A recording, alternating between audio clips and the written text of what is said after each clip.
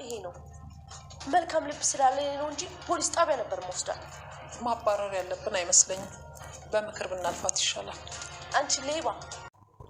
ሰላም ጤና ይስጥልኝ ውድ ተመልካች፣ ይቅርታ እንዴት ናችሁ? ደህና ናችሁ ወይ?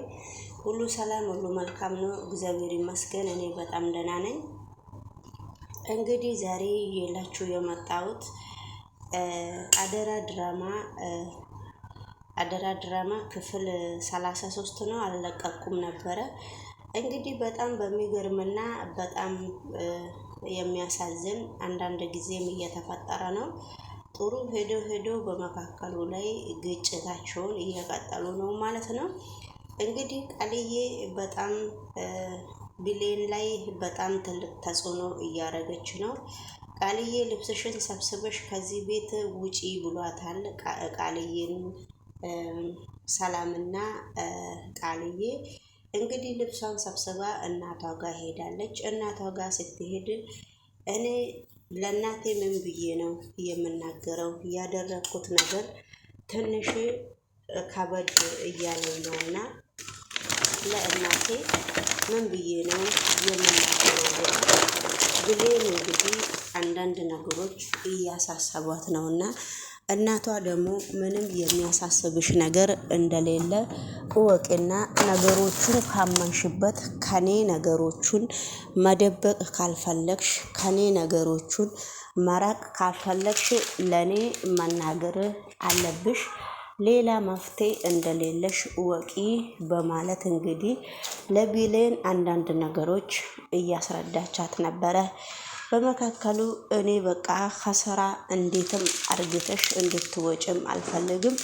ያንቺን ችግር ያጋጠመሽን ችግር በየአንዳንዱ ከቻልሽ ለኔ ልትነግሪ ትችያለሽ ወይ ብላ በሰላምና በፍቅር እንግዲህ እናትየዋ እየጠየቀቻት ነው። ግን እሷ ብትጠይቃትም አላመነችበትም፣ ለመናገርም ፈቃደኛ አይደለችም ማለት ነውና ፈቃደኛ ያልሆነችበት ምክንያት እንግዲህ እናንተም እነሱ ፔጅ ላይ ገብታችሁ ማየትም ማዳመጥም ትችላላችሁ። እንግዲህ ሰላሜና በውሸት የእሷ ልጅ እንዳልሆነች በደንብ አታውቅምና እች ሴትዮ የራሷን ንብረት እንዳትሰጥና የራሷን ንብረት ሰጥታ እንዳትከስር በማለት ነው ብሌን እንግዲህ ለሷ ነው ያሰበችው። ቃልዬ ደግሞ በየአንዳንዱ ብሌን ይሄንን ነገር ስለምታውቅ ስለዚህ ለምንድነው ብሌን እንደዚህ እኔን የምትከታተለኝ? የብሌን ምክንያትስ ምንድነው? እኔ ብጠቀም ምን ችግር አለው በማለት ነው ብሌንን ደግሞ እንደዚህ ልትጠምዳትና ልትከታተላት የቻለችው። ስለዚህ እሷ አምናበት ፈቅዳበት ነው ሁሉን ነገር ልታረግልኝ የተነሳሳችው። ብሌን ምን አገባት በሚል ሁኔታ ብሌንን እንግዲህ መጥፎ ደረጃ ላይ እያደረሰቻት ነው ማለት ነውና ስለዚህ እንግዲህ ብሌን እናቷ ጋር ሄዳ በጣም እያዘነችና በጣም እያለቀሰች ነው። እናትየዋ ደግሞ ነገሮችን ካልነገርሽኝ ሞቼ እገኛለሁ በሚል ሁኔታ በጣም እናትየዋ ስትጠይቃትና ስትጠብቃት ነበረ።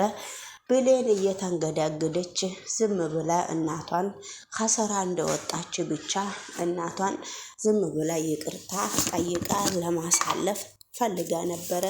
ነገሮቹ ግን እንደዛ አልሆነም። ቃልዬ እየሮጠች መጣች። ቤቱን ከግራ ነው ወይስ ከቀኝ ነው ወይስ እያለች እየጠያየቀች ቃልዬ መጣች።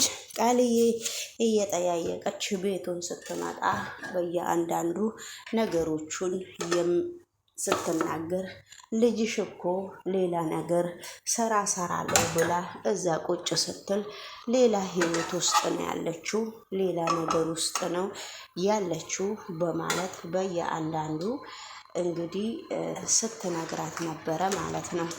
ስለዚህ ካላመንሽኝ መቼም እኔ አታምኑኝምና ወደ ሌላ ነገሮች ናቸው ነገሮቹን እየገፋችሁ ስለሆነ ከፈለግሽ ከአሁኑ ጀምሬ ቪዲዮውን አሳይሻለሁ።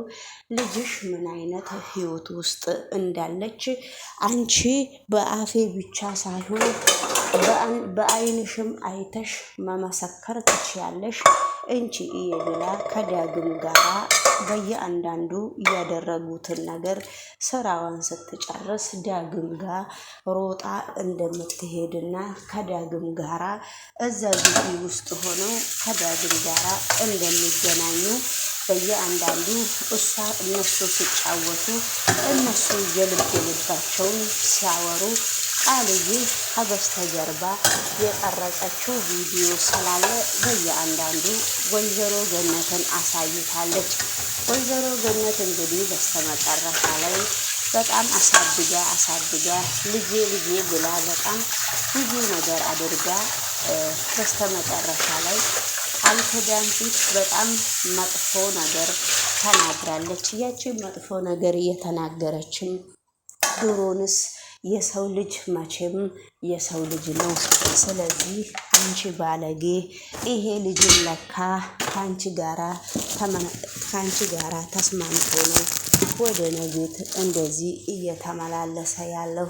እኔ ደግሞ እሱንም ደህና ልጅ መስሎ ነበረ። እናንተ ለካ እንደዚህ አይነት ህይወት ውስጥ ነው ያላችሁት በሚል ሁኔታ ዳግምም ተወቅሷል።